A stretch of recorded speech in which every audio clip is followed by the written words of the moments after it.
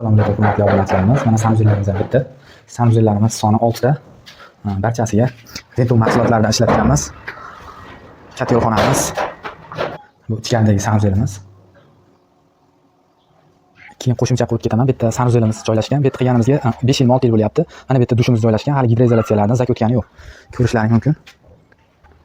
Keyin ko'rishlaring mumkin. 5 yil oldin qilgan sanuzelimizni buzishga to'g'ri keldi. Mana Ventum mahsulotlaridan ishlatganmiz. Gidroizolyatsiyalarini, kilaylarini mana chiqmayapti. Mana shu vaqtga ko'chirib chiqar, g'isht o'rnlarini ko'rishlaring mumkin. Mana kafellar. Birontasi orqasida loyis chiqmagan. Hammaga tavsiya qilamiz. Nihoyatda zo'r mana kelak. Mana orqasi.